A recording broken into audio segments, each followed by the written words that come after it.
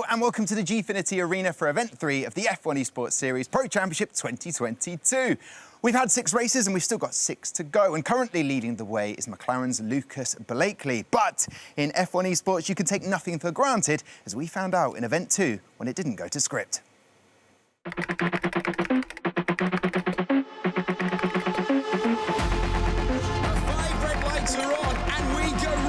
Rasmussen versus Ronner. Fantastic action sensation. It's the race of the season. It's unfolding in front of your eyes. Brilliant racing between the two of them. Thomas Ronner across the line to become a winner. It's getting incredibly tight. Absolute skirmish out front. Oh! He's spun. Oh, it's going to get tight to the pit. Oh! And we go racing for the 5th time this year. Blakely being bold. Josh Edo closer, going ahead. Can Rasmussen do it? How brave is Blakely? There's your answer. And he kept 2nd place. Will Barry Burman be feeling the nerves? We're heading for home. It's Barry Burman who is the winner. It is hammering down. We go racing, full wets on for the majority of the field. Squeeze the throttle, squeeze it some more. Look for the grip. Sun drive being displayed by our championship leader. Lucas Blakely wins.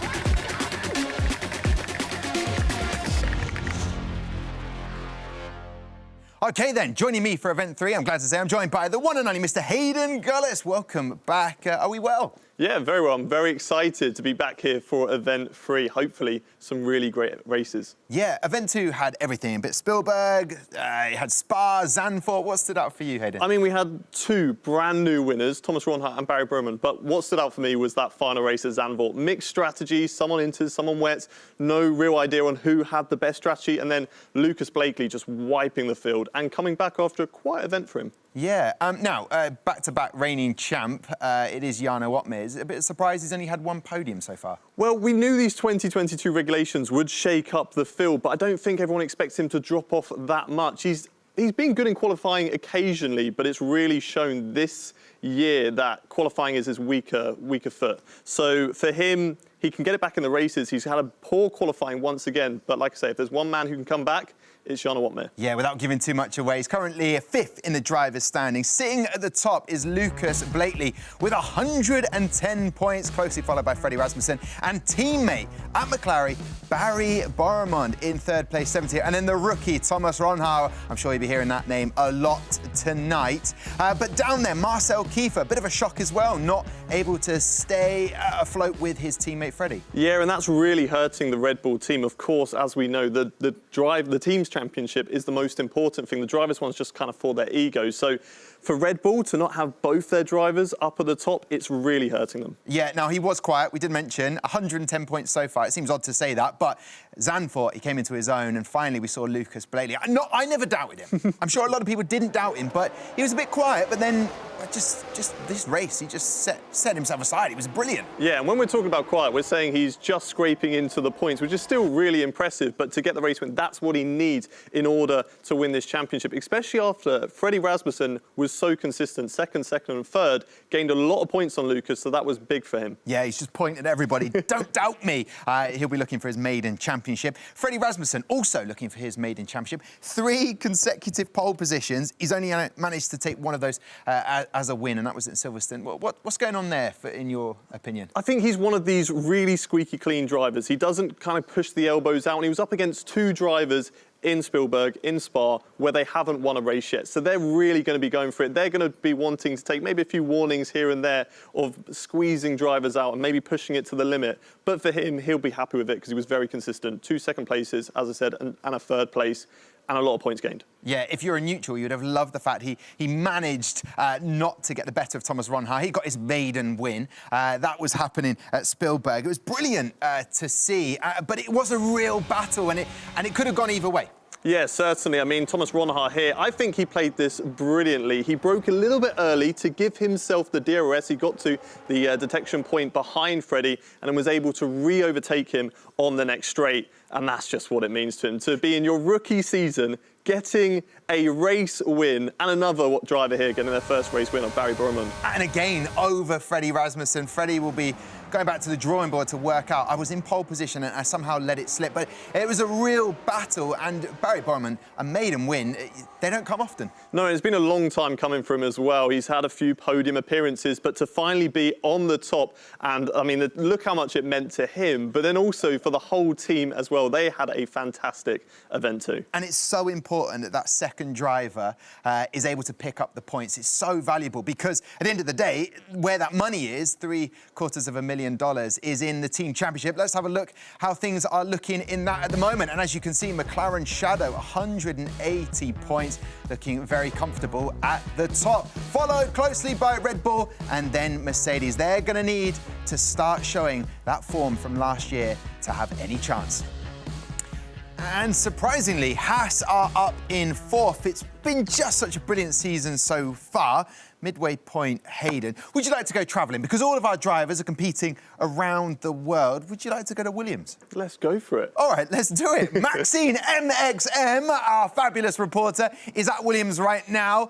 Maxime, I believe, great to have you back on the show, but I believe there's a more positive atmosphere where you are. Yeah, no, it's great to be here, and qualifying went pretty well, so let's see what they can do in the race, and the vibes are very good here. Yeah, vibes are good. We like that. And I'm looking at this expansive success behind you of Williams, steeped in history. What is it like to be at the facility?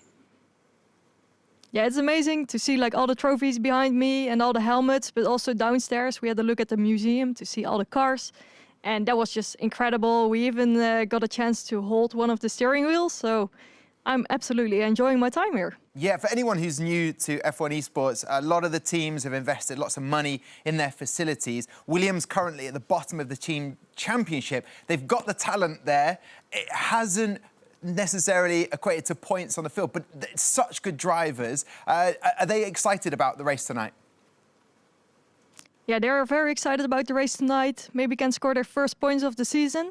And it's amazing to be here, of course, to see the facility, all the simulators here and all the amazing things behind us. It's very motivating for them as well to be here with the whole team behind them. So I'm sure this will be a good one. Well, hopefully, Maxime, you'll be a good luck charm for them tonight. 1 point on the board. Can they double it tonight or maybe even do better? Maxime, we'll catch up with you a little later on. Right, thanks. No pressure on Maxime. Only 1 point they've picked up. Bit of a surprise, but tonight, Monza. Daniele Haddad is a very good driver. Hopefully, he can do the business for those guys. Would you like to fly now to Switzerland? Oh, let's do it. Yeah, let's right. go. I just feel like if you'd have said no, I'd have said, well, we're going anyway. Let's go to Zurich right now because Steph Wentworth has caught up with the Alfa Romeo guys in their team facilities. Steph, great to have you back on the show. What is it like being in Zurich with the Alfa Romeo guys? I've got to tell you, you guys made it over here pretty quickly, but it's absolutely fantastic here.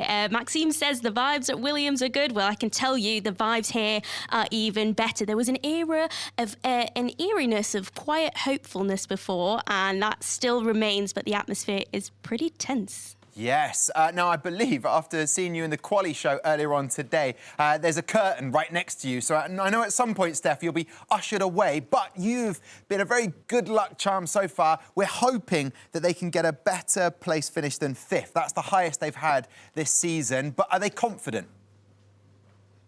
Look, there is a lot of confidence in this camp here today. As you saw from the quali show earlier on, both the drivers, both Danny and Nico, are feeling extremely positive, looking forward to getting out on track. And like they said, they do their driving, they do their talking on the track. So I guess we're going to have to wait and see what they've got in store. All right, Steph, great to have you back on the show. We'll catch up with you a little bit later on. Let's fly back to, well, we didn't need to fly, did we, to be honest? It was very quick indeed. Hayden, good to catch up with those guys. Alfa Romeo with it all to do, currently 6th in the team championship. But they've got that potential with a former, if not one of the better drivers that we've had, Danny Beresny and Nicolas Longuet. they're a force to be reckoned with. Yeah, definitely. And Longuet, spoilers for qualifying, but he is at the front. He's on pole position. I can't believe you've done that. I can't believe you're going to... Matt Gallagher's going to be so angry. So Hayden, angry over that. that's enough. We're going to head over to talk about the quali right now because we've got Alex Jakes and Matt Gallagher, the commentating duo that you'll be hearing a little bit later on. Hayden, he gave it all away. I mean, to be fair, I did sort of put down that sort of path where... Oh, we can go and have a sit down now. Yeah.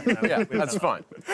What an event to it was. Matt, coming into event 3, we've seen Maxime's at Williams, and you've got Alfa Romeo with Steph Wentworth. A lot of pressure on them, but they delivered today, didn't they, Alfa Romeo? They certainly did, yeah. Where did Nicolas Longuet finish? P1. OK, go on. Yeah, it was one of those... Well, we speak about the quali show, saying, Longuet, he's had these moments of potential. We know that he's got it in him, and he's had some amazing qualifying performances over the years, but we haven't really seen that so much this year, and then he sticks it on pole with 2 great laps that both would have got in pole position. Yeah, now congratulations, Alex Jakes, I believe is in order.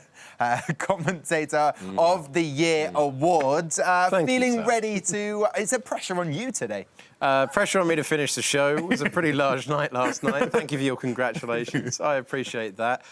Pressure on everyone. Yeah. Pressure on everyone. But Nicolas Longuet, with what Matt's talking about there, if you only get a couple of days in the sun per season, you've got to take your chance. And he knows that he's got a great opportunity to claim another win at this level. Yeah, well-deserved, Mr. Jakes. Let's have a look at quali then, Matt.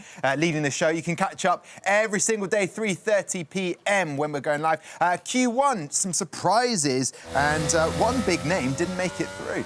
And that was Jarno Opmeer, as you can see there, had a spin round Alboreto, formerly known as Parabolica, and as you can see, was not particularly happy with that. Of course, knowing that he needs to bounce back in event 3 if he wants to have any chance of winning this championship, but it did not work out for Opmeer. So certainly the big scalp from Q1 alongside Evans, who didn't even manage to set a lap time that was valid, which was a really difficult thing around here. Yeah, Jake Benham, a picture of him we just saw there for a second, made it through for the F1 Pro Exhibition with the likes of Thomas Ronner. He's getting his chance, made it into Q2. Marcel Kiefer, pressure on him to match the ability of Freddie Rasmussen. Thomas Ronner stepping up and delivering when it matters, Alex. As he has done in this incredible rookie season that he's putting together. And, we got much bigger gaps as we... bit of a surprise there for Marcel Kiefer.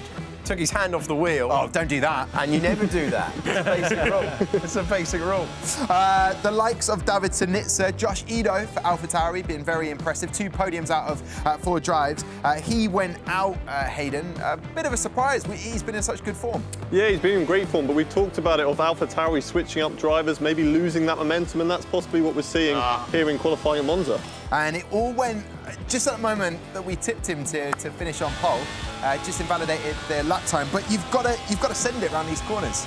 You certainly do, and we've seen so many highlights of drivers invalidating around here, and turn 4 being the particular difficult corner, and you have to get it absolutely right if you want to gain a lot of time. And Nicolas Longuet was one of those drivers that managed to do that. Both the McLaren shadow cars, as well as you can see there, doing a really good job. Ron Haar right at the death, getting in the mix for tonight, and once again putting himself in a great opportunity to score some big points alongside, of course, Nicolas Longuet on pole position. Yeah, celebrations, why not? And it hasn't really quite clicked for him so far this year. He's been brilliant in quali, as you mentioned, Alex. But yeah, there you go. Starts on the front row with Barry Borremond. Also, Thomas Ronner in 3rd, Lucas Blatey, so again, McLaren 1-2, looking really good to get in the points. However, a bit of a shout out to the Williams driver. They haven't really made it to Q3 often this season. Daniele Haddad, previously, he's finished 9th this track last year, and back in 2019 he finished 9th. So he could be in the points, and that would be great for Williams to put more on the board.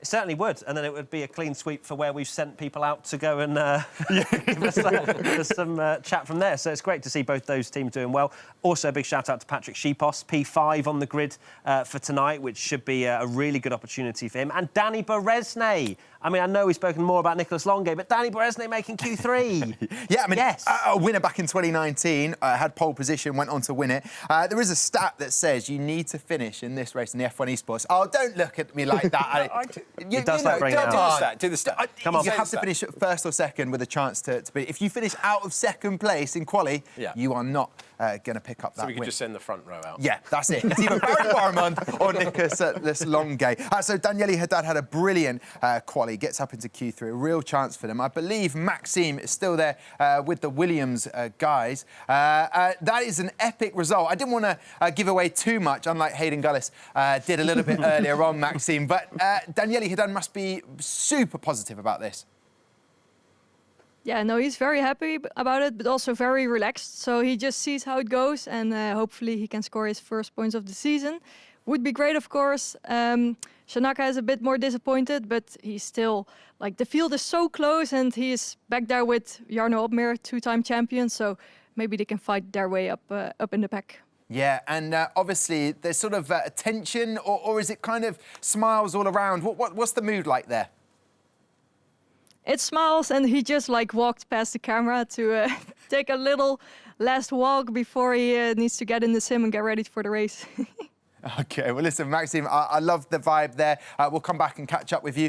Also tonight, reporting on one of the teams that we've got around the world competing remotely is Steph Wentworth and Alfa Romeo. So Danny Beresnay doing brilliantly as well as Nicolas Longuet. They were super happy about that qualifying. Yeah, it's a great result for the team, a great start for their race chances. It was 3 years ago that Danny Beresnay was on pole in Monza for Alfa Romeo, and now Nicolas Longuet is his teammate. He's taken the pole position today, but they're both very quick around this circuit, as they proved a little bit earlier on during qualifying. So there's a lot to look forward to here in the Alfa base. Yeah, Alfa base. Oh, Danny Beresnay's off. I don't know what's happened, but he's left the building. I'll tell you what, I'll leave you to it, Steph. Go and make sure he's back in his rig, ready for the race. Great to catch up with you. Take care. Yeah, we'll be closing the curtain.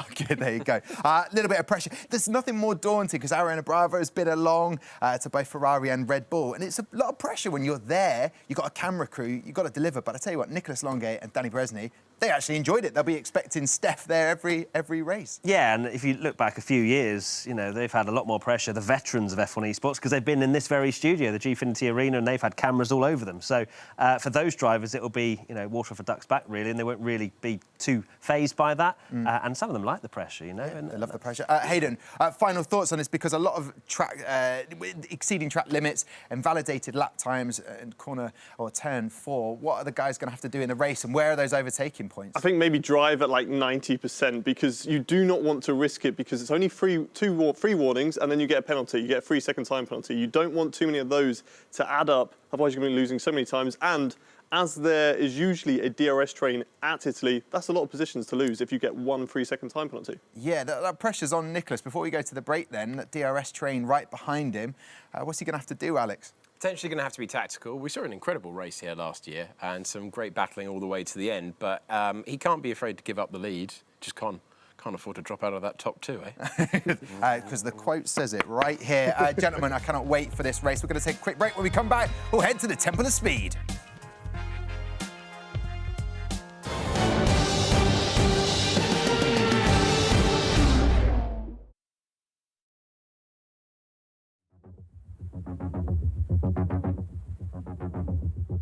I would say you can feel the buzz, you can feel a lot of things on the grid. You're really nervous. So I would say it's the most intense part of a race. It's pretty difficult, the pressure, because you're just sitting there thinking about whatever, thinking about what could go wrong or stuff like that. The pressure is very high, and you also have some nerves. But the goal is to control these nerves and make them positive and be able to focus 100% when the lights go out. It's basically as much pressure as on the qualifying. Sometimes I also had shaky legs because of it. There's a lot of adrenaline involved, and I think the heart rate is going quite up. And I feel like that's the moment when my reflexes are at their best. It's a great feeling. It can go wrong, of course, sometimes, but I think it's a great feeling.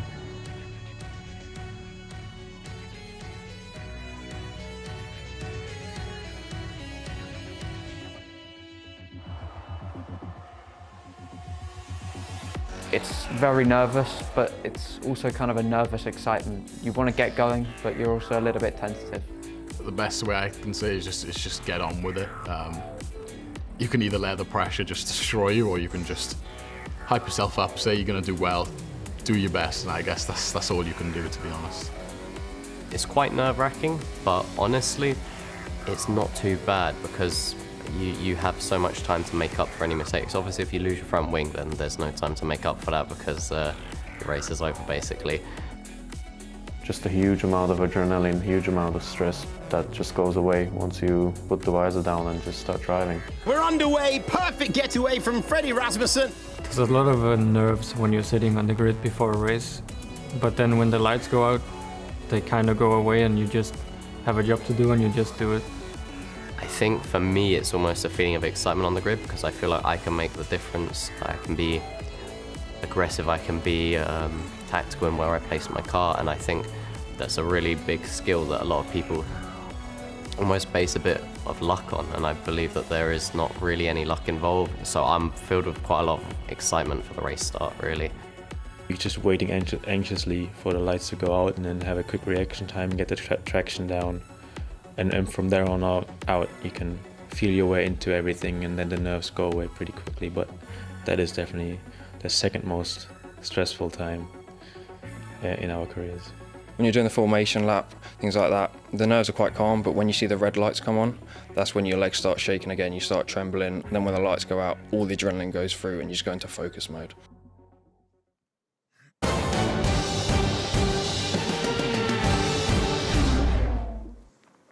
All right, then, we are just moments away from getting the race underway. Hayden, a lot to digest from the quali. Jarno not making it out of Q1. He's starting off in 17th place. We saw it last time out. Zandvoort, Thomas Poroditz went from 20th to the 10th position, got a point.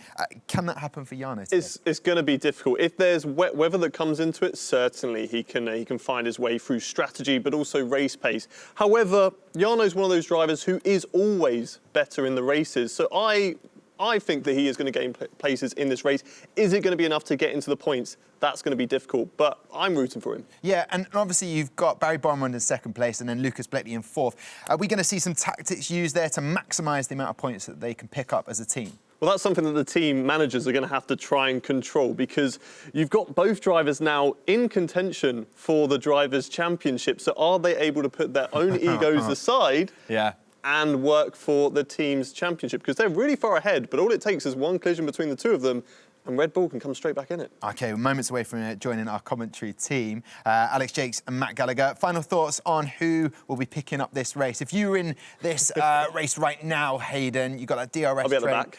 Well, that aside, imagine we flipped it. It's a sprint race. What position is Nicolas Longuet in? Will he drop back to second and try and get DRS at some point, or will he just try and hopefully go from pole to a win? I think he'll be playing it tactically. I think he is going to drop down into that second position, save his ERS, and then get that overtake on the last or second to last lap. But I'm rooting for Nicolas. I want Alfa Romeo to try and come back and get that race win, because I think they deserve it after today's performance. Yeah, that sounds like someone wants to go to Zurich themselves. Hayden, absolute pleasure. It's nearly time, as I said, to go and join him. So actually, the time is now. Matt Gallagher and Alex Jakes are going to be leading the commentary of this as we head to Monza. Expect some drama. It's the Italian Grand Prix.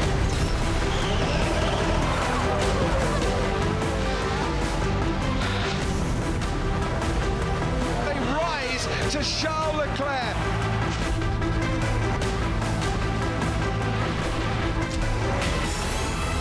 Your second, no mistakes. I won this win.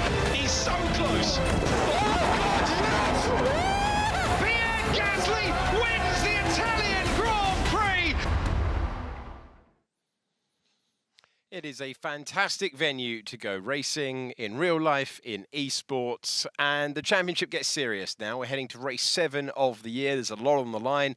If you're Jarno Opmeer at the back, you're just trying to rescue your day. If you're one of the contenders at the front of the field, you might be thinking about improving your win record in your rookie season like Ron Haar. You might be thinking about the championship battle. If you're Rasmussen, if you're Blakely, and if you're Nicolas Longuet, you're just trying to enjoy your day in the sun after taking another pole position. You certainly are. Longuet, he's going to want to get this victory just purely to kick his season off. And we've just sped through the halfway point of the season, but there's still plenty of points up for grabs. $750,000 on the line in the team's championships. A really important moment for Alfa Romeo to really kickstart their season. Okay, in a few moments, we can take you through this fantastic track, a century of this place, and great sights all the way around. Let's look at the actual specifics then. 3.5 miles, not a lot to do, but every braking point therefore carries a lot of jeopardy. And you tell the drivers that, Alex. Well, not a lot to do. Not a lot to do, but it then puts all the pressure on. Similar to Austria, in terms of there's not a lot of corners there, which means that you've got to get every single corner right. The gaps that we had extended before, as you look at the 11 turns, finishing with the Parabolica, and yeah, it really does heighten the importance of the accuracy lap after lap after lap. See, I made the mistake of saying, 11 corners, Monza, on paper looks like an easier track for the drivers, but there are some really key moments within this track. Turn 4 in particular is a really difficult part of the circuit where you just have to judge the positioning of your car perfectly to take that entry curb in the right way, and it could be marginal errors that can cost you a lot of time. So it's going to be fascinating to see who really rolls the dice and tries to extend that gap. Will Nicolas Longuet try and break the DRS? That would be quite the achievement. Yeah. Nicolas Longuet there, you got there a real range of emotions. We've seen the man on pole, the championship leader, the man trying to bail himself out of a bit of trouble. Imperceptible. Every single time we look at Freddie Rasmussen. But this is the moment that they put so many hours in for. This is it. This is what they train for. This is what they live for. There's drivers trying to keep their seat. There's drivers trying to stake their claim. We've got Jake Benham in the Mercedes for the first time. He's about to make his debut. Out-qualifies Jarno Opmeer. I know that they're 15th and 17th on the grid, well, if but you said still, that to it, you're going to make your debut and you're going to out-qualify Jarno Opmeer at the start of the year, he would have been like, I'm on pole. Yeah. Right, and now... You definitely would have expected to be higher than 15th, wouldn't you? Yeah. A lot of work to do for both Mercedes drivers. A lot of work to do for Marcel Kiefer as well. He's not enjoying this regulation set, is he? He's not enjoying the feel of car compared to proven race winner, being part of a team championship win on many occasions. And Josh Edu there, he is in a great form, but they've got the rotation thing going on at AlphaTauri. And he was knocked out in Q2. So it's... I do question Edo coming off the back of a podium and then not getting the drive in event 2 and things like that. When you've got that momentum, when you've got that confidence, it's something that can't be understated, in my opinion. Simon Weigang, he had a bit of a momentum at the start of the season. It's kind of gone off the boil slightly, made a mistake in qualifying today as well, which got him knocked out in Q2. Brendan Lee, high spirits, as you can see there, feeling good. Of course, made it through to Q3. But we haven't seen him on the top step of the podium for a very, very long time. He is hoping for an extraordinary run through the field. Who's going to throw Tom Deacon's stat in the bin? Can anyone from third downwards? I think Ron Ha is likely to pose the biggest threat there. We're looking at the man who's had such a good campaign. And I think Jake Benham's promotion to the grid today is in part to how special Ron Ha has been in his rookie season. Both of them battling in the Pro Exhibition earlier this year. Both of them now lining up on the grid. Yeah, Ron Ha's been something special, hasn't he? And today, even in qualifying, we were looking at the sector times, and he lost 0.3 of a second in that middle sector. Must have made a small mistake. But I was less than a tenth off of pole. Around a circuit like this just shows that maybe he's got a little bit more in the bag and a little bit more to offer today. And this is the driver, I would say, if there is one, that could upset that top or that front row taking the win statistic. Okay. So we've got the drivers just pausing for a moment. Minor delay for you, but we're going to get things sorted. Whatever it is, I've got no idea, really. I think that can... Game stuff, I think. Game stuff was but look, we that's are all joined by told. Sports Commentator of the Year, so the dulcet tones of Alex Jakes to keep... I'm not going to complain. You say it as much as you like. Let's speak to a future Reporter of the Year. Let's go to Steph, who's loving life at Alfa Romeo. Oh, what a compliment there from Alex Shakes and his fantastic compatriot, Matt Gallagher there. Behind the curtain, there's a lot going on. The drivers are getting prepped. Danny had a little bit of an issue, which has stalled us for a little bit, but it's all good. We'll be back on the road very, very shortly, bringing to you a fantastic race around Monza. Thank you very much, Steph. So we are waiting to get things underway. A little bit of anticipation rising at this point. Monza, where did it sit in terms of your favourite tracks when you were doing your best impression of these guys behind the wheel? Oh, wow. Monza's, yeah, it's probably not my favourite track in terms of my own skill, but then not many tracks are my favourite for my own skill. I think Monza's one of those sort of daunting tracks, especially on lap 1, turn 1. It's a very narrow, interesting part of the track to be hurtling down towards. You know, you've got enough time to get pretty much near to top speed before you're slamming on the brakes, and then there's 20 drivers all jostling for position into that first couple of corners. So that's where your race can really be lost. And if you're starting in the mid-pack, that's when you're going to have some serious concern about you, especially when you're looking in your mirrors and you're seeing Jarno Opmeer, for example, who can't sit and stay in 17th position. Yeah. He has to do something crazy. He has to pull off a ridiculous strategy, make up some positions at the start as well. So, yeah, it's a lot of storylines to keep an eye on.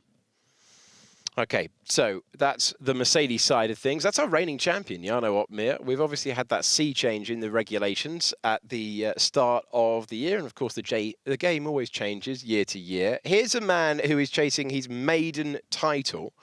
And the Red Bull man just getting prepped, just getting ready to go. And, you know, he must want a driver's title. It's one thing always doing it for the team, but given how many wins he's had, given that he's always in the mix, you get the feeling that surely one of these years it's going to be his year. The problem for him this year is called Lucas Blakely. Yeah, it's weird to think that Freddie Rasmussen hasn't won a driver's title, considering how successful that Red Bull outfit has been in this F1 Esports series. But he very much is just in it for the team. Of course, the $750,000 is in the team's championship. He knows that that's basically where the money's to be won. And I can understand that if he felt, for example, in a Drivers' Championship right at the end of maybe a couple of years ago, he was willing to sacrifice his seat despite being in with a shot of the driver's title. That's something that says exactly where the priorities lie. And yeah, it's going to be interesting to see if Freddie Rasmussen can make up a few spots today. Okay, so it is the man that we're focusing on. We're actually going to have a little bit of focus as well on the team at Red Bull. Got a little bit of a delay before the race begins. It's getting ever more professional. We were with Red Bull a couple of weeks ago. They're a fantastic facility. One of the things that they have changed in recent years and tried to make those marginal gains all the time is focusing on the driver's fitness. Can Freddie Rasmussen crack this code? Marcel Kiefer has dominated from the front. Freddie Rasmussen will take his first victory of the season in the Red Bull. We always want to win, but to also grow as a team. It's not as easy and straightforward as that. There are so many factors. We try to learn and improve. We'll try and do our best. It was disappointing not to win last year, so we'll try and get it back this year. Freddie Rasmussen has the race lead. Opmeer diving to the inside. Opmeer plays it to perfection and regains the lead. Tactical masterclass at this stage, but it's not over yet. Opmeer versus Rasmussen for the championship, and Opmeer has got it right. It's great, like knowing that I have the same teammate that I get along with, and that we showed already multiple times that we can work together. We are all fairly similar, but also like every single one adds something really important to the team. Having Oracle Red Bull Racing trust us, even though we didn't win last year, is great. We're going to keep trying new things on the setup, new things on the game to see if that somehow gains us some pace. Make some better strategy calls this year, which could help a lot with getting more points. Here comes Freddie Rasmussen. Will he go for the lead here? Moreno goes to the inside now, and then Rasmussen to the outside with the use of DRS. They know we have the talent. If we get everything right, we can dominate. Our preparations, we've done quite a lot.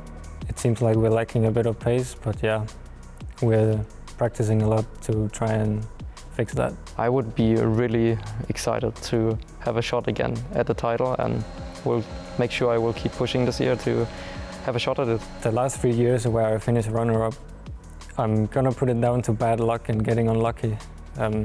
So I need some luck on my side and keep doing what I'm doing. At this moment, when it really counts, this is the closest that we've seen Rasmussen all the way. Freddie deserved it already a couple of years ago. We want to win, that's the main thing. We want to win the drivers, we want to win the team's title. We want to win every single race, every single session. I'm not focused on beating my teammates, I'm focused on beating the other teams. So that's what we're working together to try to do. So there you go. Fitness, key part for these guys. Keeping on your toes. I feel like that's what we're doing. Not often do you have in the F1 Esports a delay in the game getting started and we can get underway with the race. However, little fact for everybody at home, because I love them. Jot them down in this book. It's never been won, Monza, by Jarno Opmeer or Freddie Rasmussen. We just saw Freddie there. He knows what he has to do in his current position going into this race. We talk about a DRS train. Hayden. It's been mentioned a few times. For those new to F1 Esports and indeed F1 in general, IRL in real life, what does that mean, the DRS train, and what can we look out for in this race when it gets underway? You have two artificial things in Formula One, DRS and ERS. DRS is a drag reduction system. It's so you can open your rear wing, you get a little bit more straight line speed because you have less drag on the car. ERS is batteries, so you get a little bit extra power from the power unit. So these two things kind of work together in a DRS train. If you're out in the lead, you've got these cars catching up to you on that DRS, you're going to be using your ERS, using your battery and running out of that, where the guy behind you can just use that DRS, stay behind you, keep their battery full, and then bam, last lap, overtake you, see you later. So there's a lot of tactics that come into it. The guy first, Nicholas, he could be looking to drop back into second place and then save his battery up, or maybe work together with first and second to get away from the rest of the field. So he'll clearly have an idea of how he's going to play this out in this race. But then just behind him, he'll have Barry Borman, who knows he's got Lucas Blakely 2 spaces behind him, knowing that if we can work together, we can put Nicholas under pressure. This is going to require Danny Berezny to help out his teammate, isn't it? Well, yeah, but it's quite a bit to come back from. Obviously, you've got the 2 McLarens in second and fourth, but Danny Berezny's a little bit further down the field, so he's going to have a really good start. There is a nice run down into the first corner, but the first corner is very tricky as well. Every now and again, we see drivers come together. It's a very sharp chicane, so you've got to get through that safely and then see where you end up and then decide what tactics you want to play from there. Yeah, Danny Berezny did say we need to have a clean getaway. Break that down for me when we get racing. He wants a clean getaway. What does that mean and what can we look out for? Well, you don't want to lose any positions off the start initially, and then you get the run down into turn 1. Ideal scenario, you want to get great traction off the line and maybe gain a place or 2 down into the first corner. But then you don't want to outbrake yourself, go into the car ahead, break your front wing. And in F1 Esports, if you damage your front wing by the tiniest amount, it's pretty much your race done. So you have to keep it nice and clean through the first 2 corners. Don't try and get too over-eager, gaining as many positions as you can. And then, like I say, see where you can go from out of turn 2 for the rest of the race. So you can have a strategy in your head, but it can go straight out the window. Someone who probably have a strategy in their mind, thinking this is my first debut race in F1 Esports, brilliant in the Pro Exhibition, really pushed Thomas Runha in that competition to the line, and that is Jake Benham. He's going to start for Mercedes today. Danny Moreno helped Jarno getting that team championship in that Constructors' Championship last season. He's not racing for the next 3 races, which is a real gamble from Mercedes. They're saying, look, you're a young, very young driver. I think 16 is Jake. And then at this point, he's been thrown in there ahead of Jarno. What's going to be going through his head right now? I think personally he should just be a bit more relaxed. Just go for it, go out there, have fun, see what you can do. Don't put too much pressure on yourself. Ideally, I think Mercedes would have liked him to be further up the grid so he could hold up a few drivers and allow Jarno to maybe get the jump on strategy. That's not the case because I think he's only 2 places ahead. But just go out there, see what they can get, and if they can grab some points, it's a bonus. All right, it is a bonus indeed if they can pick up some points. Best of luck to all of the drivers. I believe we can go up to the commentary team. Alex Jakes and Matt Gallagher. After this short delay, I'm more eager now. What about you? Oh, we're eager. And I tell you what, Tom, one of the great throws, eh? No sizzle before that, eh? Just Deacon, throw it to us. It's that sort of day. We're having that sort of day. OK, so... The first one was a dress rehearsal. This is now the real thing. This is the real thing. We're going to build it up. We're going to chuck a little bit of hype at it. You know how it works at this stage. 7th race of the year, big things on the line. Championship battle very much in play. Could change today. It's within that range, only 15 points at the front. We get a lot of frantic action at the end in Monza. It's very easy for the drivers to step over the line in those last laps. From your point of view, who do you think is best placed to keep a cool head when the pressure's on around a track like this, where we know it's going to get settled late on? It was a late night last night, wasn't it? Yeah, I think Freddie Rasmussen, to be honest, is as much as he may well have been able to learn a little bit from last event, where potentially let a couple of wins slip. He also is incredibly cool, and sometimes even a bit too cool. Yeah, you could argue that in the last event, especially up against two guys that were always going to get their elbows out chasing win number 1 in the championship. But that could pay him back today. And it might even be, we talk about last lap, be second and you can go on the attack. But also it's about rolling the dice at turn 4, for example. Like Nicolas Longuet absolutely nailed it in qualifying. And just look at the gap he had over some of the other drivers that maybe wasn't able to nail that second chicane as well. There is Longuet, and looking very dialed in now. And really looking forward to seeing if he can convert this pole position. It's great to see him at the front. It's I wouldn't say a new face, but it's definitely not a face that we see all too often in this season at the front. Austria was a great time for Longuet, where he was fighting towards the front. I remember he tried a dive bomb on Freddie Rasmussen, which could have ended badly, but instead was right up there. And I believe we can take a look at Lucas Blakely as well. There he is, the championship leader. You directed the show as well. Hello. Hey. Yeah. I was not told in my ear. Here we go.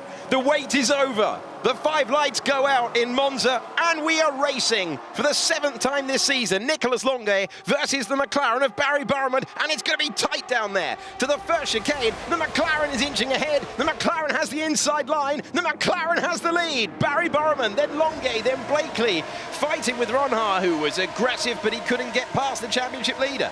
It's tight, though, in the background. Barry Burman checking out of town. As you go through Curva Grande for the first time, Freddie Rasmussen's in 10th position.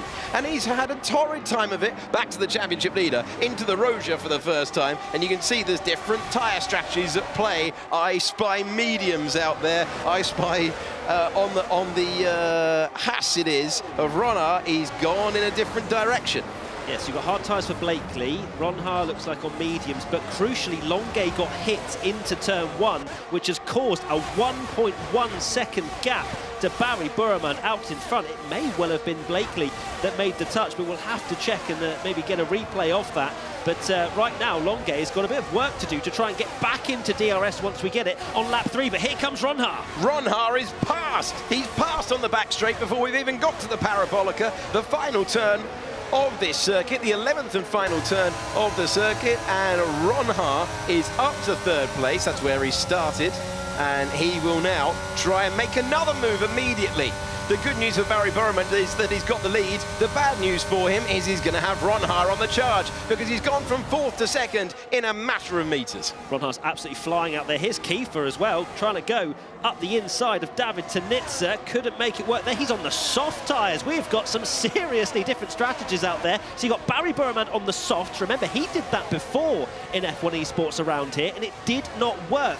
Very different strategies for Burman, Ronhaar, Beresnay, Kiefer, Benham and Van Erven as they continue to fight into this chicane. Oh, the gravel there on the exit of the Roja means that instead of fighting for 10th position, Marcel Kiefer is being demoted down, and he's off the road again. Oh, he's trying to keep it together. He might be losing places. Can he gather it off the road for the 3rd corner in a row? What a disaster for the Red Bull driver, who finds himself shuffled down, battling for 10th, now in 16th. He knows how important this part of the race is. On the soft tyres and into Ascari, they're going to be side by side, and there's been more contact. Oh, he's nearly dropped it into the wall there. Incredible stuff between these two. Simon Weigang not prepared to give it up, and we look like we're in for some battle here. We're going to maybe take a step back, maybe take a deep breath. We're on lap 23 of 27.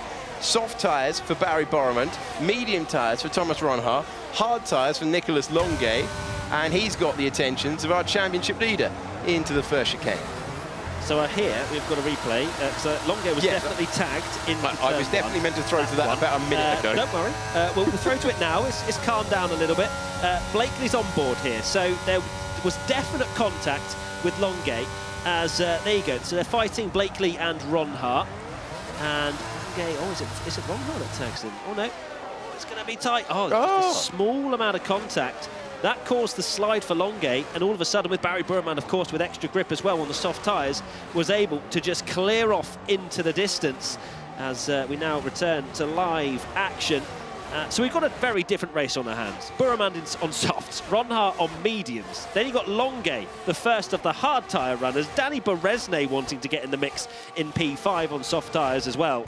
And this is definitely going to be a strategy battle that's not going to be over until lap 27, I assume. Here's a man making his debut in the F1 Esports Pro Championship, Jake Benham, on that soft tyre, trying to make it work up against hard-shod runners, and look at the intention painted all over his face as he goes through the curve of Michele Alboreto and brings himself to the line to move on to a new lap.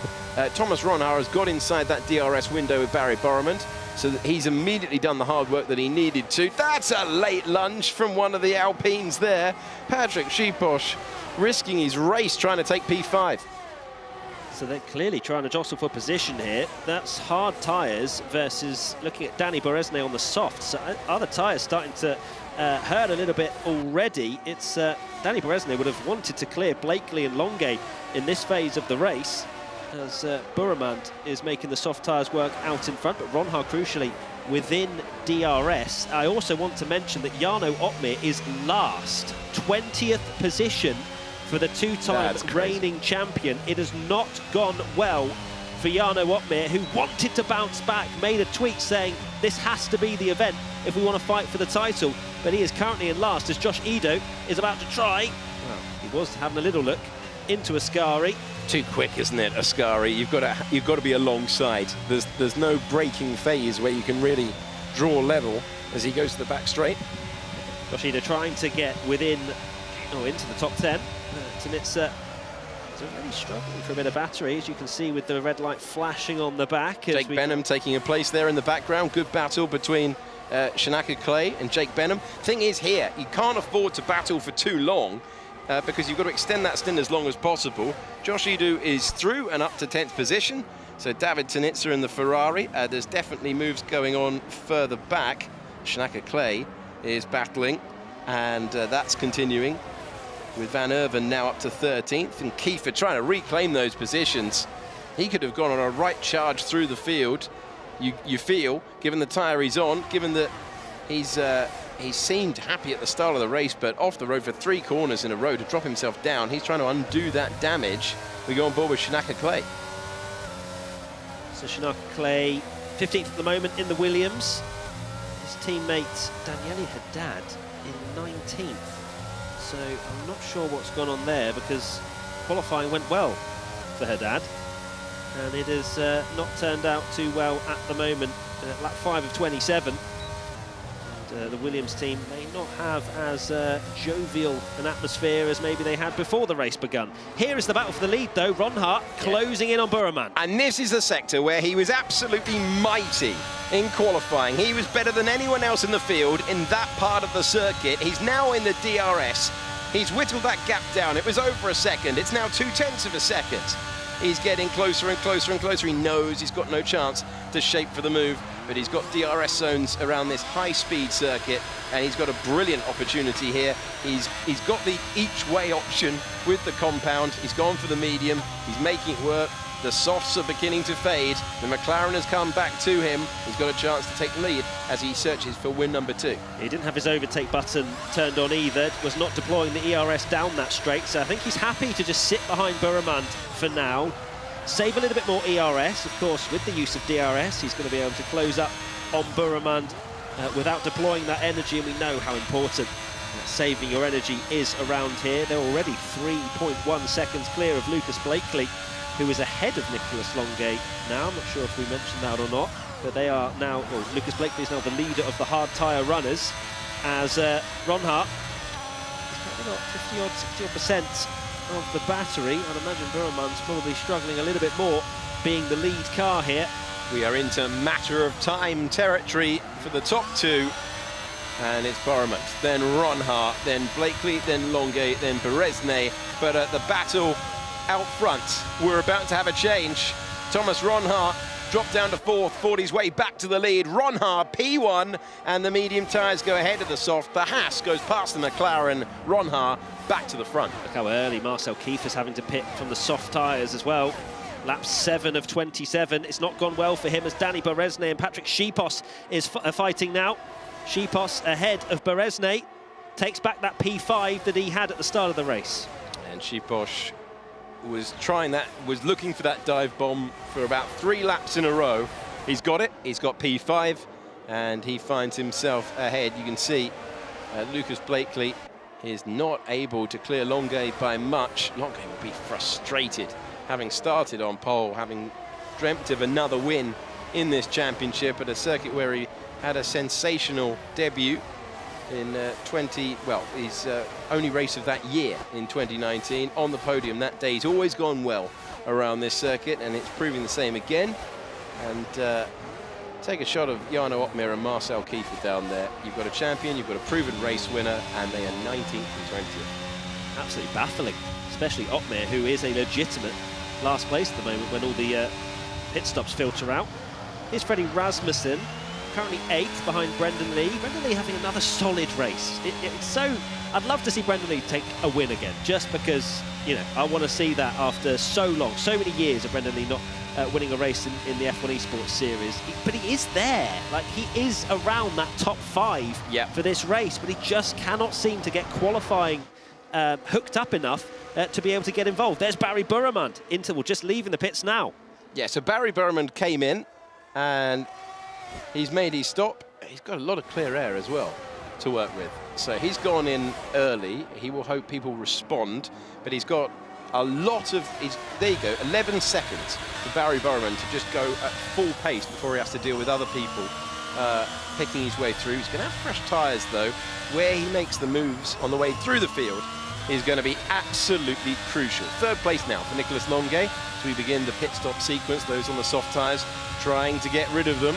And Longuet and Blakely will hope that Ronhaar's mediums go a similar way. But 4.6 seconds is a gargantuan advantage for our race leader at the moment. Yeah, it's incredibly strong pace from Ronhaar on those medium tyres. Here's Nicolas Longuet, just happy to sit behind Blakely once again. Look at the battery. He's not pushing to try and pass Blakely at this point. So it's a good thing for Barry Burramund because he's got fresh tyres, but it's a bad thing because he's not in this DRS train that goes from 2nd to 18th. Because you'll have the DRS as Longuet having a little look again, but look, he doesn't want to pass him. Genuinely got out of the throttle to steer clear of going past Blakely. He wants to save that battery as much as he can. But yeah, I think Burramund will lose a little bit of time by just not having that DRS benefit. Fascinating race in prospect. The most split strategy we've seen of any dry start of the entire season so far, I would say. A dry race. I know. It's because we usually see them all on hard tyres, but the fact that some of them have clearly decided to make our jobs a bit easier and give us a strategy enthralling race, that's what we want to see. It's going to be fascinating to see how this unfolds in the next 18 laps. There's Brendan Lee on the bottom left-hand side of your screen. Gets very close to Danny Beresne, who's clearly struggling on those soft tyres, but deciding, you know what, I'm in this train at the moment. If I can just hold on, eke this soft tyre stint for a little bit longer, it's not going to be the worst thing for Beresne. So a little bit of defending going on, but as you have highlighted, Matt, the tactics are key here. Soft tyres disappearing, Danny Beresne doing well to stay out there, and he won't stay out there much longer by the looks of things. So as he peels off to the pits, the Ferrari is now up to P5 at their home event. We're swapping over out front between Longuet and Blakely, and there you go. And Longuet, Blakely, Schipos and Brendan Lee occupying the top 5, 5 seconds away. Ronhaar just tearing away from these, the pack that you're looking at the moment, on the medium tyre for our race leader, the hard tyre for everyone else. They're swapping over, they're trying to preserve battery, they're working together, but they're losing time to our race leader out front. Well, Ronhaar just heard Tom Deacon's stat and thought, you know what, I'm sick of hearing this. I laugh in the face of that stat, he said. Yeah, let's make it the top 3 have never won around Monza. Let's make Tom Deacon interview me after the race, and you know have to point out that I've broken the stat, because that's his duty afterwards, or maybe not. We'll see. Okay, so Longate's past Lucas Blakely. Lucas Blakely wanting to keep the battery, and Longate getting past and getting through. But tactics always going to be a thing around here. It is always decided late on. Ronha is getting rid of his tyres, and so is Longate on the hard going for it as well. This was the change of position. So you can see on the left-hand side, that was the Alfa Romeo getting past the McLaren. And these are live pictures of our old race leader, Thomas Ronha, and he is rejoining. And where does he rejoin? It's going to be so important.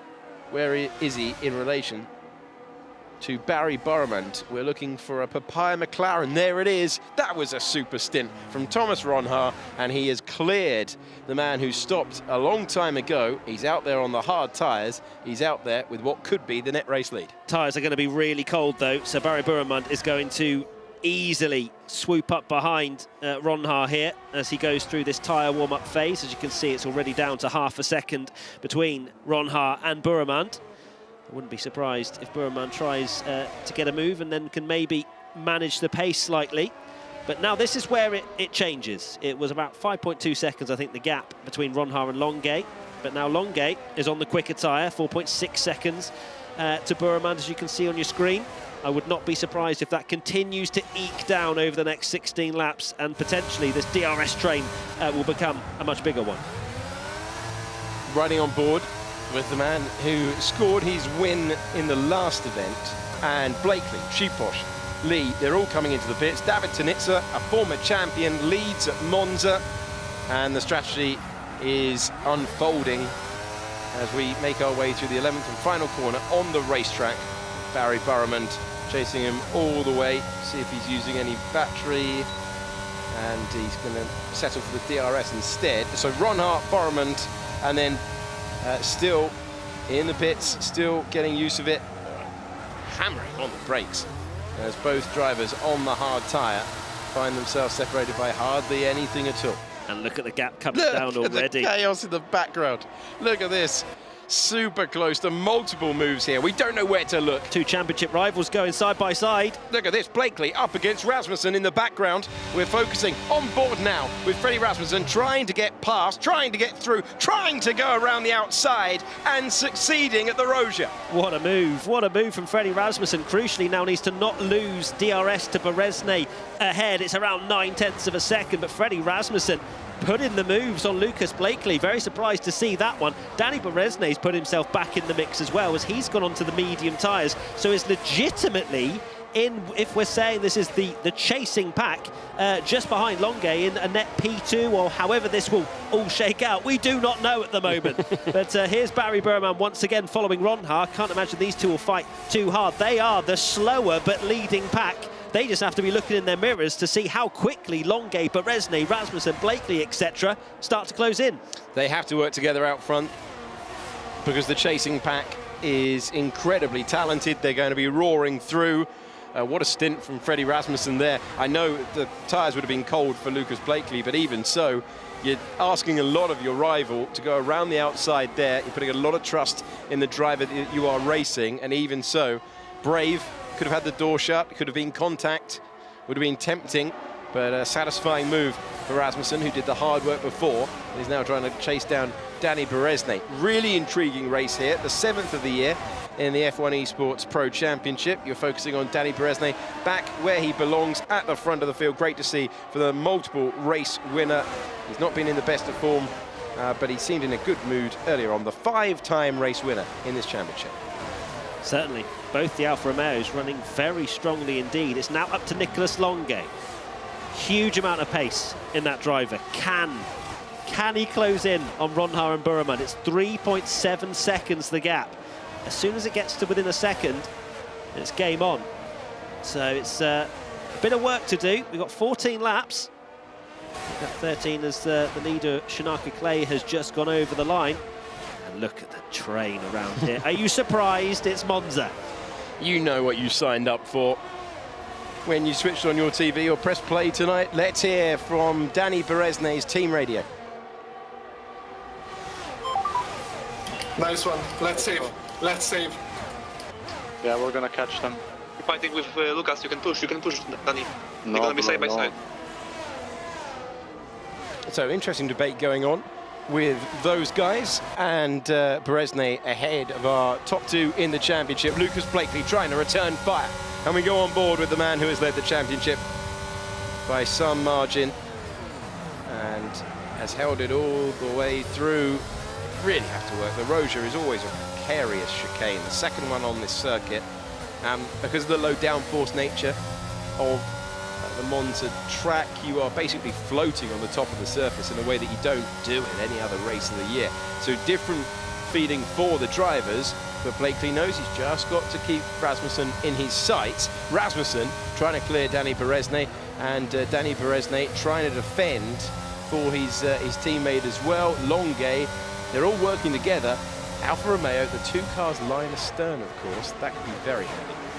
Certainly could. Danny Bereznay could prove a very useful rear gunner as Freddie Rasmussen tries to find a way through. How does Lucas Blakely play this now? Of course, we're in race 7 of 12. Does he already start to think about, I just need to keep Freddie Rasmussen in my sights? I think it's a bit too early for that when you've got Ronhaar potentially challenging for another victory. And here's Freddie Rasmussen having a look at Danny Bereznay, but nothing doing into the first chicane. But you can't start guarding around Freddie Rasmussen if you're going to finish, what was this, like maybe top 5? But if Ronhaar is going to start winning week in, week out, all of a sudden, we're going to get a 3-horse race. And all of a sudden, that clash in on Ronhaar's debut race between Rasmussen and Ronhaar suddenly has a huge impact on which way the championship might go. Hard tyre runners really extending at the front. They're going the top 3 deep into the race. They're trying to go as long as possible and taking the pain earlier on, maybe taking the gain of a very soft compounded tyre towards the end. That will be, I'm not sure if it would last that long, but I think they're trying to play themselves into that consideration. It's 50% distance around this famous old circuit. 50% races at all of the venues this year for the first time in F1 Esports. Philip Trusneda has come into the pits from what was third on the road. Barry Borremond holding fire, just waiting. And we're on board with Freddie Rasmussen, who's trying to put a car between him and his main rival for the title and take away the strategic position that Alfa Romeo have at the moment. Certainly, 2.8 seconds, the gap between Borremond and Longuet. It is coming down, but remember, as these mediums get later into this race, not going to have as much benefit as Nicolas Longuet, and you're starting to question whether they're even going to rock up to the back of Ronhaar and Borremond by the end of this race, or perhaps that 1 second lost for Longuet at the beginning on lap 1. Will that be the crucial 1 second that will cost him an opportunity of winning this race? We always talk about the DRS train around this circuit, slipstreaming circuit in nature. That could be crucial. That could really cost him. Longuet got plenty of fans out there. He's got fans in the race. They need him to push the pace forward because Alfa Romeo, the cork in the bottle. Freddie Rasmussen, after a slightly lackluster qualifying, again, back to the driver that we know, back to the never-ending story of these two, just working together, they'll be monitoring that gap all the time. 2.6 seconds, can Longuet get it down? Can he whittle it away? They go tight to the pit wall and start another lap. Still, Shanaka Clay and Daniele Haddad staying out there, yet to make their mandatory stop. When they do, this will be the battle for the lead. Barry Borremond in the same position as Thomas Ronhaar, trying to take win number 2 in F1 Esports. I think if you're Nicolas Longuet and you ask him, well, if you're speaking to Nicolas Longuet and you ask him, which driver would you not want to be chasing down at the end of a race? I think he'd choose Thomas Ronhaar, especially after the pace he's been showing this year. It is a full-on drag race between Ronhaar and Longuet in terms of can Longuet pump in the laps on those medium tyres. And right now, the gap isn't coming down quick enough. It's 2.4 now, as I say that. He makes up a lot of time in the chicanes, but then once the DRS is open for Borremond and perhaps Ronhaar deploying a bit more energy where he can, that gap then starts extending more. I feel like I've maybe jinxed it. It's now down to 2.2. So all of a sudden, you're starting to ask a few questions. But look, then the DRS is open, and Longate then to 2.5 seconds. So it's ebbing and flowing at the moment. It's going to be very, very close to see if Longate manages to join the battle. Lucas Blakely looking quite racy at the moment behind Freddie Rasmussen. Just can't get close enough. It's so difficult around here with the slipstream and everybody having the use of DRS. You have to be properly sending it through turn 4, I think, if you want to get a chance.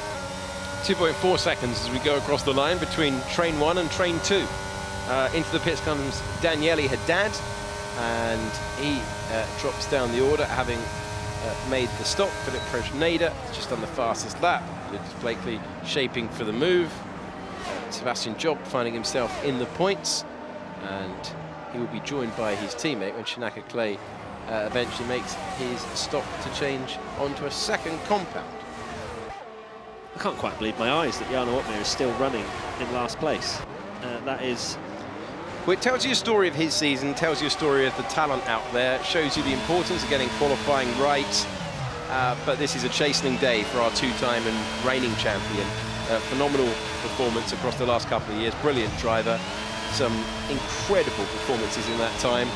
But this will be the low point of his season, and 2.5 seconds away from John Evans. John Evans in his rookie campaign. And it's just a day to forget for Jarno Opmeer. It really is. It's unfortunately seeming like a day to forget for the Williams team as well. I'm sure we'll hear from Maxime a little bit later on to see exactly maybe what went on with those two drivers. But looking back towards the front, gap.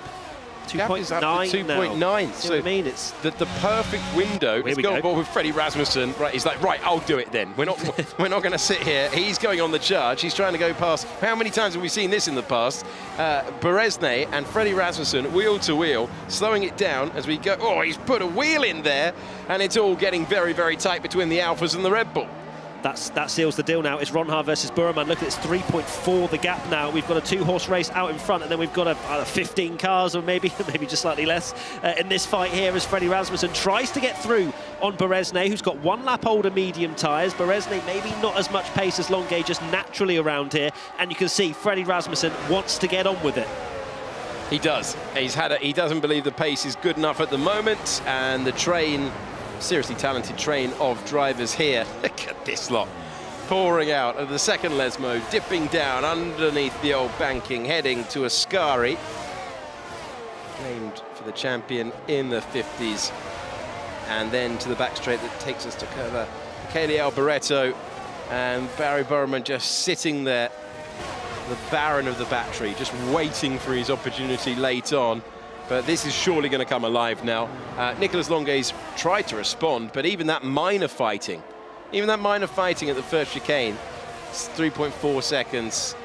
And you are looking at the only two drivers, as long as they don't crash into each other, that can win this one. Are we about to get the move? You just expected the shape. Here we go. Here's where the moves are going to come. The Alfa Romeos tight to each other. And Freddie Rasmussen, again, can't find a way by Lucas Blakely. He's watching, he's waiting for his opportunity. We're ticking down into the final stages, and we expected this to be for the win. We expected this to be all the way to the end. It's going to be for the last place on the podium. Barry Burman, is he going to wait? Does he want to hit the front before? Does he want to wait until the last lap? He'll wait. You can see that he does not want to lead by any stretch. But the problem he has is that he has 3 lap older hard tyres. So his only bet really is to stay behind Ronhaar and hope that he can get close enough out the final corner. Who was that? That looked like an AlphaTauri going sideways of maybe Josh Ido out of Lesmo 2 there. But this big train is now going to be a case of pass or be passed, because look how close they all are. And Freddie Rasmussen has Lucas Blakely behind, who is no slouch at all. You have to think over these next 7 laps. Danny Berezne is going to struggle to keep hold of that P4, which would be such a great result for him. But still, a big haul of points for Alfa Romeo, even if he was to lose a position or 2 with those slightly older medium tyres. As we now look at David Tanitsa and the 2 AlphaTauris. Well, it's an Italian scrap this, the AlphaTauri team. Looking to the inside, it's getting messy now between the two of them. Oh, and Brendan Lee goes round. And you knew it was going to get into that territory. Brendan Lee at Ferrari's home race. As his teammate ploughs on, he drops out of the points. Yeah, I imagine that was some contact there as Tanitsa has cleared one of the AlphaTauris, and if that was Josh Ido who crashed into Brendan Lee, then that will be a penalty, I would safely bet there. I would have to see a replay before deciding that. Tanitsa trying the up and under there, trying to get through into an unconventional move into what would have been Lesmo 2, but instead P9, and in fact Josh Ido does not have DRS to defend either. Here's the chance for now the Ferrari main man in the race. Any contact, given how close the field is in F1 Esports, dropping you out of contention. David Tanitsa, we haven't really talked about him at all this year, really, and he finds himself in 9th place, trying to turn it into 8th, and Josh Ido really attacking to try and keep that DRS. Desperately tried to get within that 1 second window. I think he may have just got it, did he? No, he didn't. Even though it said 9/10 on the screen. Whoa, that's a late move. Jakes. Sent him in, very nearly sent him into the barrier there. From the barrier to Barry. Let's hear from the man in P2. Just let it. I have some plans. Let me do it. Ooh. I have some He's plans. got some plans. I think it might be. Is it plan A? Is it plan B? Is it plan F? He's in the McLaren shadow, so we don't know how many plans he might have, but what we do know, I don't think it's going to take a genius to work out that he's going to sit there till the last lap and go for it, because the problem he's won't got be able to bolt with older hard tyres if he clears Ronnar. I wonder about that. It'll probably work out perfectly. We wouldn't, because we're waiting now for this last lap battle, would normally say it, but I think when you've got the older tyres like that, do you want to draw him into a scrap? Do you want to draw him into maybe a move so he's like, we saw with Marcel Kiefer earlier on, if you can get someone wide on the exit of the Roja, you can win the race by placing the car cleverly. Well, let me give you an insight into his plans. 92% battery around Monza would tell you. Oh, he's going. Oh, he sold you. He sold you the dummy there. He did. He did. Is he going to just sit there? You see, this is an interesting one, because then you just give yourself one opportunity, where he's sitting on a handful. He's sitting on so many here. But if he takes the opportunity now, he then gives the opportunity to Ronnar on the last lap, and he is great in that final sector. Two ways you look at it: Jake Benham, Brendan Lee, Schnacke Clay flashing through your picture, basically glued together into the second chicane, and Jake Benham out in front. But he's been given this opportunity. We speculated earlier on that he might have been given this opportunity in place of a proven driver in Danny Moreno. Because of the performance of Ron Hart, because he has been so impressive, and Benham was racing him in the Pro Exhibition, that might have elevated a very highly rated driver, Jake Benham, getting up to speed in the championship, and what is turning out to be a difficult event so far for the Mercedes team. Brendan Lee trying to make up places. Barry Burman got within a 10th and a half, and backing off again. Here they are, and he is right underneath now. Will Ronhard try and give him... Whoa, he's nearly on the grass. He's fighting his way by. And this time he does take the lead. Barry Burman hits the front before that last lap. He couldn't wait. I'm not even sure Ronhard gave him much of an option there. He might have backed out to give him the position. Very, very tight on the exit of the chicane. That's risky stuff to place the car there and keep your foot in.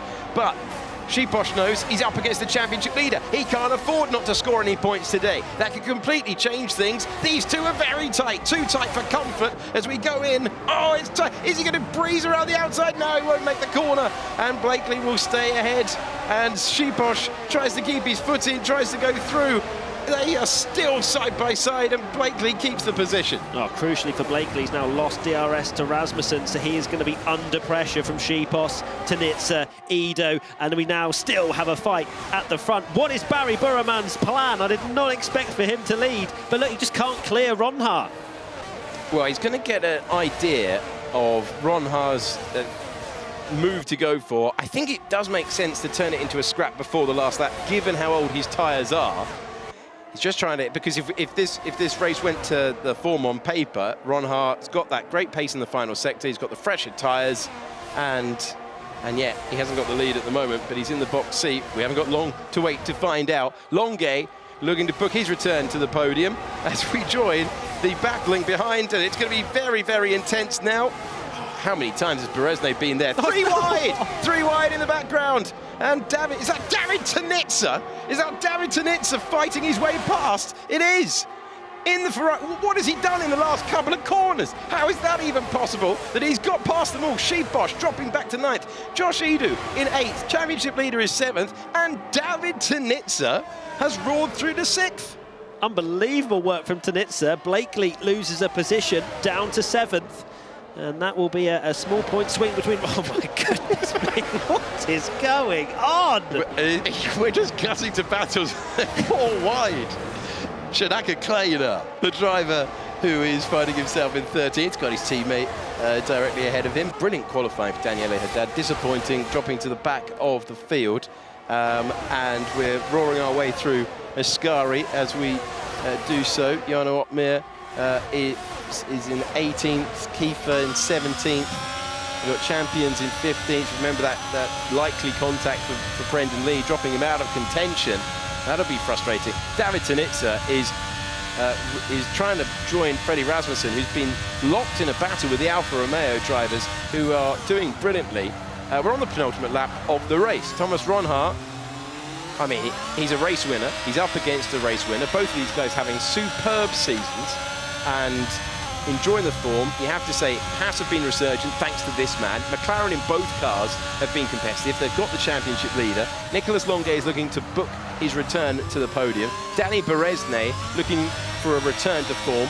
Freddie Rasmussen taking points out of his championship rival with a 5th place, which he would have been hoping for far better. But realistically, that opening few meters of the race, splitting the field, has meant that we've got a 2-car battle and not a 12-car battle for the win. And Ronhaar getting closer, closer, closer still. We are a few moments away from the 27th and last lap at Monza. Ronhaar's setting it up. He's just using the battery to stay as close as he possibly can to Burman. What was the plan that Barry had? Can he hold off Ronhaar? 3-lap fresher tyres for the Haas. Can Ronhaar get his 2nd win of the season? We're about to enter the final lap. Alex Jakes, award-winning commentator, take us through it. Here we go. Onto the iconic main straight at Monza. 27 of 27, game on. 5 kilometers to go. Who's it going to be? Will it be Boromond? Will it be Ronhaar? He's trying to pull out. He's got a DRS. They're very nearly banging wheels into the first chicane. They're deep. They're off the road. It's a thrilling battle. Will he have to give the place back? He'll have to feather the throttle, and then they'll resume the action right about now as we go through Curva Grande. These brilliant pair this year who both took maiden victories. One win number 2, and Boromond is ahead. He's turned it into a scrap. He didn't wait to the last lap. He was brutal at that first. It was late into the first chicane. They're basically glued together, and all the while this is going on. If they make contact, it still might be a 1-2 for Alfa Romeo. This is right on the brink. We are now heading into a crucial DRS zone. Can Ronhaar take the lead at Ascari? It's all in the balance. He's out of the slipstream. He's pulling ahead. He's getting past the McLaren, and Thomas Ronhaar takes the lead into the Ascari chicane. He goes through onto the back straight. He's got 1 corner to go to take the victory. The Parabolica, the curve of Michele Alboreto stands in front of him. Boromond chucked everything he could. All of his plans, they were well laid, but they weren't good enough to see off Thomas Ronhaar, who puts that stat in the bin about never having a winner from anywhere other than the top 2 on the grid, because Thomas Ronhaar has won his 2nd race in the F1 Esports Pro Championship in a thrilling last lap duel with Barry Boromond. Nicolas Longuet completes the podium, a return to form for Danny Beresne, and Freddie Rasmussen takes points out of his rival for the title, Lucas Blakely. Ronhaar playing it to perfection. Take a deep breath, Alex Jakes. That was a big one. Ronhaar can absolutely be seen now as a championship contender. That was so beautifully measured. Barry Burman threw everything at him. He knew that he had to get his elbows out. He had slightly worse tyres, and Barry did do everything he could, but Ronha, even just into Ascari, he knew the amount of energy he had left. It was perfectly measured from him, and what a race. It was a slow burner for the victory. You knew we were going to get it on the last lap, didn't it? Monza in F1 Esports. Always Tom Deacon. Magic. Magic it was. That stat about if you qualify anything lower than second, you're not going to win the race. Thomas Ronha has proved me wrong, everybody else. Yes, there is a tiny bin behind there. Hayden, what a great race. It took a while to get started. When it did, it didn't disappoint. Yeah, there was battles throughout the field. There was lots going on. We were talking about DRS trains. There was a DRS train, but they were chopping and changing all over the place. It was brilliant to see, but that battle at the front, taking it right down to pretty much the second to last corner. What a battle between Ronha and Boromund. Here's the battle then. Barry Boromund, Thomas Ronha. Barry took the lead. Comes down to that chicane. A little bit of going on his own course there, Thomas Ronha. But what did you make of this battle on the 27th lap out of 27? Well, it was very similar to the end of the Belgian Grand Prix between Boromund and Rasmussen. Again, squeezing him as much as he possibly could before the braking zone. Ronha cut in the corner, but giving the position back, tried it there into the second chicane, couldn't quite make it stick, but I think he planned it perfectly. You know, just put Barry off a little bit, stay as close as you possibly can, and then this is the corner. You rarely see an overtake down in towards the Ascari chicane, but if it's the last lap, you've got to go for it. He fully did. He had enough battery left at the end of the day, and I think that's what got him the win in the end. Barry just used a little bit too much, a little bit too early, and Ronha was able to get that manoeuvre and take his second race win. I mean, what a feeling that must be for Thomas Ronha. Don't forget, that's the celebration. He's a rookie. This is his first season in the F1 Esports Pro Championship, and he's delivering. When we think he's not going to be able to do it because of stats they've got in the bin, it's brilliant. I feel a little bit sorry for Nicolas Longuet. He got tagged early on in the race, and we know how difficult it is going into turn one, and it was there in his grasp. However, Danny Beresny did a brilliant job. What did you make of that battle? Lucas Blakely started off in fourth, ended up, I think, provisional standings in seventh, dropping off a little bit and letting his challenger, Freddie Rasmussen, get more points than him. Yeah, Freddie finishing in P5 behind both of the Alfa Romeos. So Freddie's going to close the gap up a little bit, but crucially, those two a little bit further down, you've got Thomas Ronha and Barry Boromund scoring some really good points. That's going to help their championship, make it a four-way battle as it stands at the moment. And people watching, wherever you may be, are loving that. Let's confirm the provisional results of Monza in Event 3, Round 7 race classification as it stands at the moment. Obviously, when we're back tomorrow, we'll be heading to Mexico. We'll be able to confirm things. But there you have it, Simon Weigand picking up a point for Aston Martin, very much needed. Patrick Schipos started it in P5 in the points. Josh Edo stepping up, not in the top 10 to start this and doing a brilliant job. David Tunitsa, former champion back in 2019, doing a fantastic job to get up in the points. But as we see there, the DHL fastest lap goes to a guy who had the opportunity for Williams. I don't know quite went wrong for Daniele Haddad.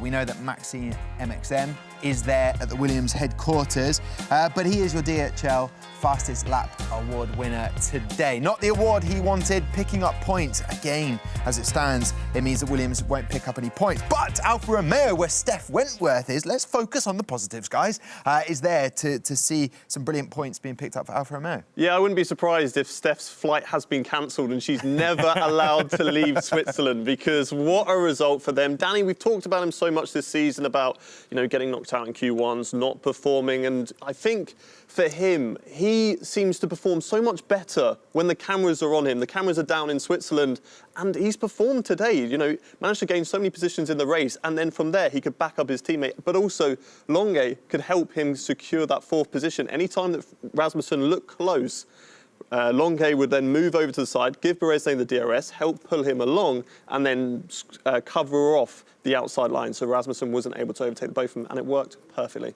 There we go. All right, Williams. We know that Maxime MXM is down at Williams. Shanaka Clay, one of those drivers, it didn't work out for him in quali today. He knows the aggression is there, the pace, time to put it all together. It didn't quite work. But Maxime, how is he feeling after that race? Yeah, well, you gained quite some positions. So how are you feeling after the race? Yeah, I mean, we made up positions for sure, but I'm not sure if I can be satisfied. I think we made a really, really strong start and we were fighting on the edge of the points. And I made a bold call trying to go long and go on softs at the end to try and make my way through the pack, but the tyres just didn't quite last the way I wanted them to. So, you know, we made up some positions, but I think it was just definitely a race of what could have been today. Yeah, I saw you guys on a different strategy, trying something else. What have you learned from this race that you're going to take on like the next one? Yeah, I mean, for me, it's the same as usual. Like the quali performance is always so critical. We did have very, very strong quali pace and strong race pace, and it's such a shame for Danny. You know, he put in a top performance and he really deserved some strong points today because he managed to catch the pack and be in front of me at the end. So definitely some points lost. But yeah, we go again tomorrow. It was heartbreaking to see Danny like from P6 not getting into the points. I was rooting at the end, like, come on guys, you can get in the points, but it was just not enough. And then, yeah, oh well, good luck tomorrow and let's see what happens then. Thank you so much. Thank you very much to Maxine MXM. Shanaka Clay got it all to do in Mexico. He knows it's a very tricky, technical track. However, someone who made it look very easy today at Monza. Matt, you've got the Aramco driver of the day. I do indeed, Tom Deacon. Thank you very much. My Aramco driver of the day has to go to Danny Beresne. I think it was a brilliant performance from him. The fact that he has picked up, you know, after we were saying about the Q1s and how difficult his racing has been recently to qualify P8 and then get up to P4, be able to hold off the likes of Freddie Rasmussen with the help of his teammate, I think was something that should definitely be commended. And we now take a look at some of the action where he was holding off Freddie Rasmussen right at the end of the race. And we're now seeing that Freddie being all over the back of him, and this is where they beautifully worked together. The DRS, the slipstream Longuet's giving Danny Beresne. Longuet comes over, and then all of a sudden, Freddie Rasmussen has nowhere to go. I hear there's some really nice team radio as well that we can hear from Danny Beresne. I know it's not a win for Nico, but thank you very much. What a race! What a race! Nice. Good job, man. Good. Oh, amazing to hear Danny Beresne. Just, we've heard too many sad things of disappointment from his side of the camp, but as you know, Tom said, maybe he just loves the cameras and the limelight. He's sung in the Gfinity Arena before, so you can tell he does love that sort of stuff. But really happy to see Danny and the Alfa Romeo team score so many points this evening. And Tom Deacon, there is my Aramco driver of the day. Much, Matt, and I'm sure everybody watching that is enjoying the fact that Danny Beresne is back in the points. 0 points in 2021. He's had 5 previous wins, one of which was with Monza. All right, now, of course, we heard from Maxine MXM. We've also got Steph down at Alfa Romeo in Zurich, but great to see Danny getting some points. And you know him quite well, and you know that singing kept you awake at times. Oh, it definitely did. And I'm hoping if we do get an interview with them again, we get to hear more of Danny Beresne singing. No, please, no. I'm happy for him in the points, but no singing. Steph Wentworth, you are in Alfa Romeo's headquarters. What is it like to be there after what these guys had in such a brilliant result today? Well, I'm back on my box here, as you can see, and I'm joining our 2 drivers here on top of the world because they've had a fantastic race around Monza. Nico, we'll come to you in a little bit because you did finish on the podium. But Matt, I just wanted to bring up the fact that you decided driver of the day, who was Danny. So congratulations, you've got driver of the day today. How does it feel? Thank you very much. Who decided that, Matt Gallagher? Yeah. Thank you, Matt. Thank you. I love your videos, commentary, and you decide against me, or not against me, with me. Thank you very much. And thank you too. Just a small hug. She brought the nice luck to me. I didn't score for so many races. I think it's been like 8 or 9 races. And I mean, I keep on practicing. I never get demotivated. I like driving a lot.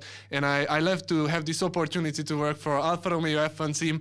And to finally see I don't walk alone home with empty-handed. It's a very, very pleasant surprise for me and a very great experience. And I'm super happy.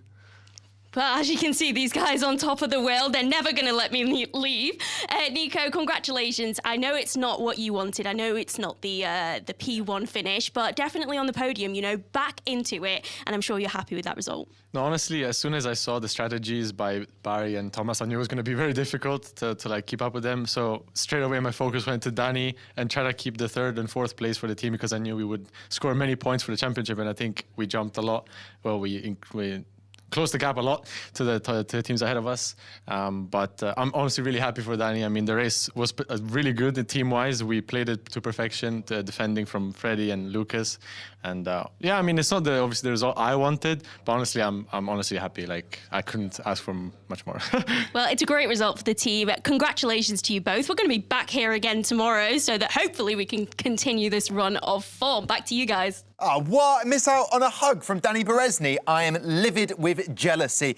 There is literally no time left in this show. We are going to be back tomorrow. But before we do that, let's have a look at the team championship, Mr. Hayden Gullis, and you can see what that's done for the points. McLaren Shadow doing it again, 206. But what does that do for Alfa Romeo? They're still in 6th place, but they've gone from 35 to 62 points. Well done to them. And Williams picking up some points as well. So congratulations to them. What's happening tomorrow? We've got just enough time to tell you. So come and join us in 3:30 p.m. for the Quali show. I'll be back, Hayden will be back, and then we are going to Mexico for what is going to be a brilliant race, race 8.